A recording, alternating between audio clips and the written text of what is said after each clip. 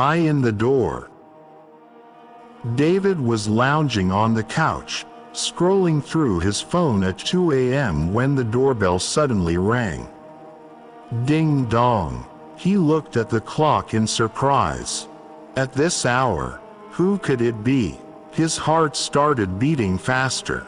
He stood up, didn't turn on the hallway light, and quietly went to the door. He peered through the peephole. A man was standing there. But he looked strange. His height seemed unnaturally tall. He wore old, baggy clothes, and his head was tilted slightly to one side, as if his neck were broken. But what was most terrifying was the unnatural, stretched smile on his face. David held his breath. The man didn't move. He just stood there, staring directly at the door. A few moments passed in complete silence. David, feeling uneasy, stepped back. But just at that moment, ding dong, the doorbell rang again. David cautiously turned back and looked through the peephole. The man was now closer. How could that be? The peephole was a little blurry, but it seemed like the man was looking directly inside. His heart pounded in his chest. He stepped back a little and breathed out slowly. It must be one of the neighbors. Maybe he needs help. But his brain couldn't process that unnatural smile. He looked through the peephole again. The man was gone. Just as David thought he could breathe a sigh of relief, he heard a faint moan from behind the door. "Are you sure you don't want to open the door?" David froze. His blood ran cold. He stepped backward, unsure of what to do. He grabbed his phone to call someone, but the screen of his phone went black. It had shut off. Then, he heard a soft tap-tap sound from the direction of the door's lock, as if someone were scratching it with their nails. David could no longer stand it. He quickly ran toward the window to scream. And there he was. The man was now outside the window. On the third floor, floating in midair, the same stretched smile on his face. Ding dong. David let out a short scream and backed away. How could that be? The man had been at the door just seconds ago. His heart was pounding so hard it felt like it would burst out of his chest. His legs were weak, but he had to do something. He ran to the kitchen, grabbed a knife from the counter. He closed his eyes, trying to calm his breath. It's just a nightmare. It's just a nightmare. But again, he heard a low, drawn-out groan from behind the door. "I see you." David swallowed hard. With trembling steps, he went back to the peephole. Maybe he was just imagining things. Maybe someone was playing a prank on him. He looked through the peephole again. There was nothing. The hallway was empty. David sighed with relief and was about to turn around when a soft tap came from the peephole. It sounded like something had struck it. His heart froze. He looked through the peephole again, but this time, there was just one other eye. The man's eye, red and wide open, was pressed up against the peephole.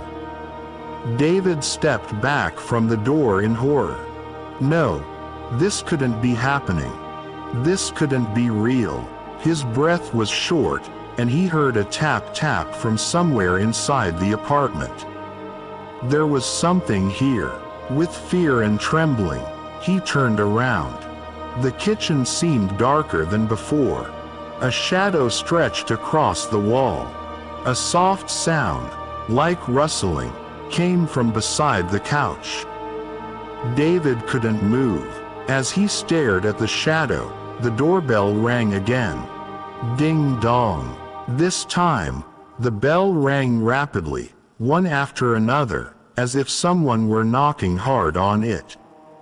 The sound of a drawn-out, creepy laugh echoed along with the bell. David couldn't take it anymore. He ran toward the door with all his strength and opened it to escape. But the hallway was empty. David turned back in terror, his breathing heavy. But what he saw froze his whole body. The door to his apartment had been locked from the outside, and the last thing he heard was a whisper in his ear.